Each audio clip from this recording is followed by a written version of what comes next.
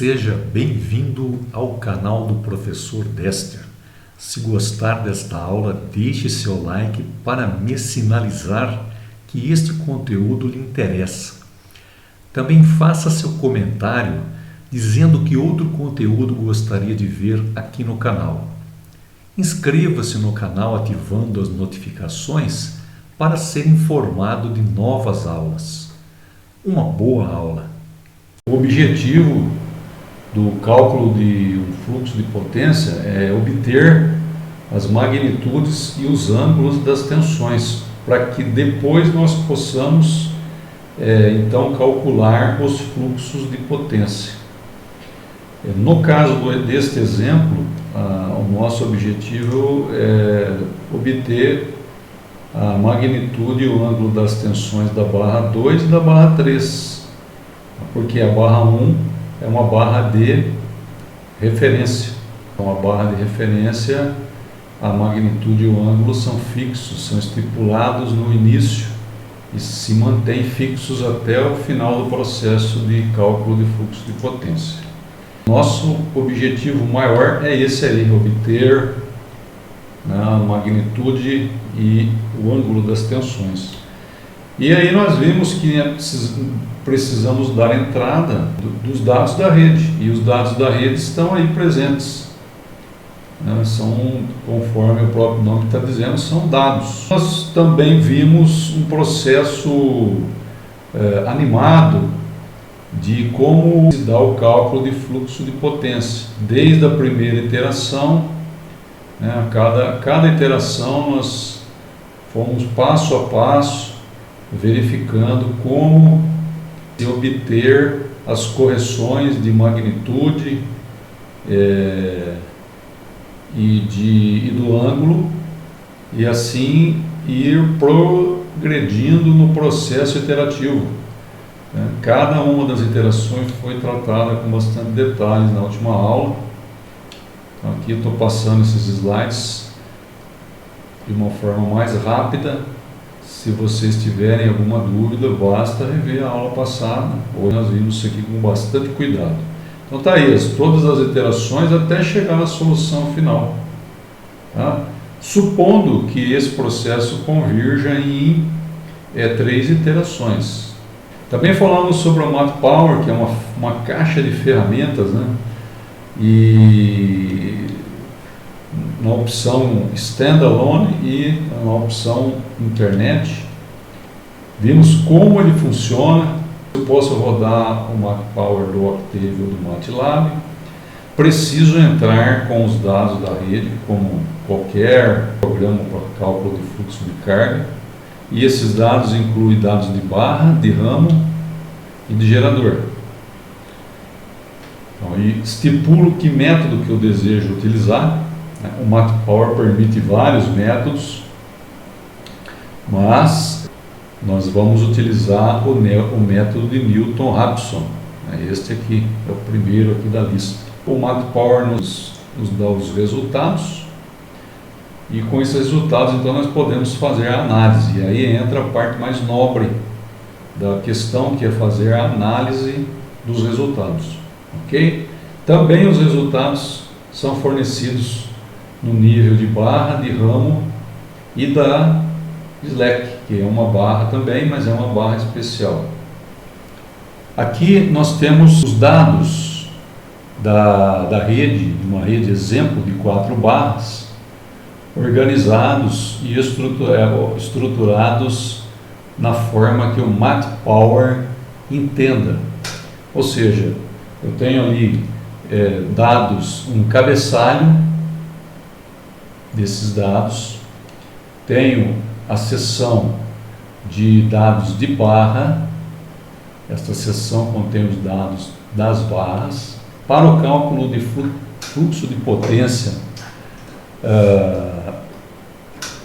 básico, vamos dizer assim, eu vou precisar só de um trechinho, entender um trechinho dessa seção, que é referente aos números das barras, ao tipo das barras, a potência ativa da carga, se houver Se houver uma carga conectada à barra, a potência reativa da carga conectada à barra. Depois nós também temos uma coluna relacionada à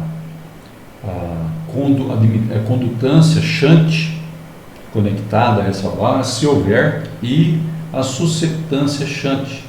Reparem que há um deslocamento, isso pode acontecer no arquivo de dados, porque este número aqui é um número um pouco longo, grande no sentido de ele ter vários algarismos. Isso pode trazer um deslocamento nos dados aqui referente a uma determinada coluna. É preciso tomar um bom cuidado em relação a isso. No que se refere à área, se a rede for muito grande, eu posso separar essa rede em áreas, mas não é o caso do nosso exemplo. A magnitude da tensão das barras, esse é o valor inicial, é o valor a partir do qual eu vou iniciar o processo iterativo. Então eu posso setar um valor inicial, seria o V0 e o θ0 de cada uma das barras, né? Ou seja, aquele valor inicial das iterações. Cuidado ali também que às vezes a coluna fica desalinhada, ok? Muito bem. Essa tabela ela contém a descrição de todas as colunas do arquivo de dados referente à seção dos dados de barra. Então, é uma tabela que está disponível no manual do MatPower, mas que eu também a reproduzi aqui. Então, cada coluna do arquivo de dados, especificamente da seção de barras, tem um título e tem uma descrição aqui, ok? Que é o número da coluna. Então, se você quiser saber o significado de todas as colunas, basta olhar aqui nesse slide. Muito bem. De uma forma mais detalhada, eu coloquei aqui um slide com o formato básico que nós entramos com os dados no MatPower. De forma geral, os dados são inseridos, ou seja, são fornecidos ao MatPower no formato de uma matriz, e nesses dois colchetes que apresentam o fechamento, a abertura e o fechamento da matriz, assim como esses pontos e vírgulas representam o final de cada linha da matriz. Então, no caso dos dados de barra, cada linha desta matriz corresponde a uma barra. Veja lá, a primeira linha corresponde à barra 1, número da barra. Aqui nós temos os nomes, as identificações das colunas. Como aqui no slide não coube, eu ampliei a letra e não coube tudo numa única linha, eu separei em duas. Mas veja, é uma única linha da minha matriz, pois ela termina aqui com um ponto e vírgula, tá ok? E está aqui dessa forma colocado, simplesmente para que você veja que a linha tem várias colunas. Então, esta é uma linha, corresponde à barra 1. Esta é outra linha da matriz, corresponde à barra 2, é o número da barra aqui, certo? Nesta coluna. Aqui corresponde à barra 3 e aqui corresponde à barra 4. Cada linha dessa corresponde a uma barra, e aqui eu tenho a identificação da respectiva coluna de cada linha. Certo? Temos também a seção de geradores. Aqui está a seção de geradores no arquivo de dados, no padrão MatPower. E veja também, no caso de um fluxo de potência básico, o que eu vou precisar desse arquivo, dessa seção de geradores, são basicamente duas colunas: a coluna da potência ativa gerada e a coluna da magnitude da tensão gerada, principalmente para as barras PV, ou melhor, para as barras PV. Ok? Eu preciso dessas duas colunas aqui, porque a barra PV é justamente o que está fixo na barra PV, é a potência ativa e a magnitude da tensão. Então aqui identificadas nesse slide. Vale lembrar que existe também uma tabela com a descrição de todas as colunas da seção de geradores do arquivo de dados. O arquivo de dados tem a seção de barras, de geradores e de ramos. A seção de geradores tem a descrição de todas as colunas, se você quiser saber cada uma delas. Eu também compactei aqui num único slide a seção de geradores, dados dos geradores. Veja, a mesma ideia, é uma matriz, cada linha da matriz corresponde a um gerador. No nosso sistema exemplo, na nossa rede exemplo, existem dois geradores, um conectado à barra 1, que é a barra Slack, e um gerador conectado à barra 4, que é uma barra PV.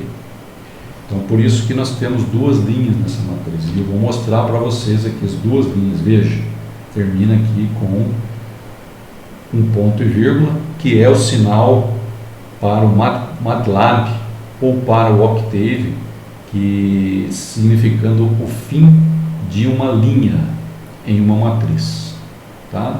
E no final da matriz ela está fechada aqui com um colchete. Da mesma forma, eu tive que separar aqui, compactar os dados dos geradores, e de maneira que tu comece tudo num único slide. Então, veja, as minhas colunas são muitas aqui. 4 linhas aqui no slide corresponde a uma linha aqui na matriz. Eu tive que compactar. Então, o destaque aí em vermelho corresponde a cada uma das colunas e os respectivos valores. Lembrando que a descrição de todas as colunas está no slide imediatamente anterior. Veja só, então, esta coluna é este valor, esta coluna é este valor. Então, veja que eu separei bem aqui para ficar claro quais valores correspondem à sua respectiva identificação. E, finalmente, a última das 4 linhas, que corresponde à última série de dados referente a um gerador. Então, veja, esses dados correspondem ao gerador conectado à barra 4, que é uma barra PV. No caso nosso, está estipulado o valor da potência gerada, porque é uma barra PV, e da magnitude da tensão, porque é uma barra PV. Eu tenho que estipular esses dois valores. Então, este conjunto de dados corresponde a um único gerador da barra 4, e este outro conjunto de dados corresponde ao gerador da barra Slack. A última seção de dados do arquivo de dados de rede no padrão MATPower é a seção de dados de ramos. Nos ramos, veja só que interessante. O que é importante destacar nessa seção de ramos? Valor da resistência série do ramo, valor da reatância série do ramo e valor da susceptância paralela. Susceptância paralela que está ligada em paralelo no ramo. Aqui nós temos evidentemente a identificação do ramo. Sai da barra 1 para a barra 2. Sai da barra 1 para a barra 3. Então, é o from bus to bus, né? Ok? Muito bem. Da mesma forma, temos uma tabela que traz a descrição de cada uma das colunas desta seção de dados dos ramos. Todas as colunas têm a sua descrição aqui. Então é importante que, se você se interessa em se aprofundar, você veja esse slide ou acesse o manual do NetPower, que existe uma descrição detalhada para cada uma das colunas. Muito bem.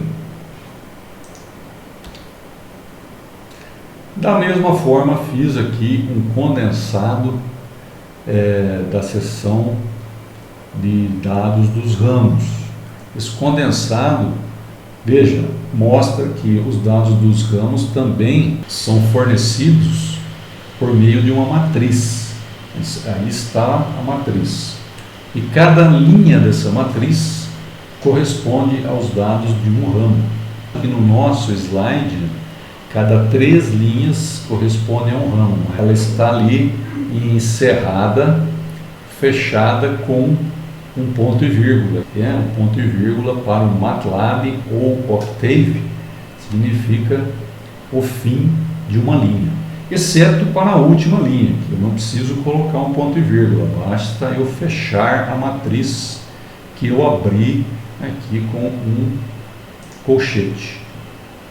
Como eu tive que compactar aqui essa seção de dados dos ramos, cada 3 linhas aqui corresponde a uma linha da matriz, e aqui estão identificadas claramente as colunas dessas linhas. Então veja, esta linha from bus to bus significa da barra 1 para a barra 2, respectiva resistência série, respectiva reatância série e susceptância paralela. Eu tenho o segundo trecho da mesma linha da matriz. Então, eu não encerrei a linha da matriz de dados do primeiro ramo. Então, cada coluna aqui corresponde a um dado. Finalmente, o último trecho aqui da linha, que corresponde a um ramo, linha da matriz. Ok? E, lembrando, cada 3 linhas aqui corresponde aos dados de um ramo. Então, veja, ramo 1, 2, ramo 1, 3, ramo 2, 4 e ramo 3, 4. Então, são 4 ramos que estão contidos nesta seção de dados dos ramos.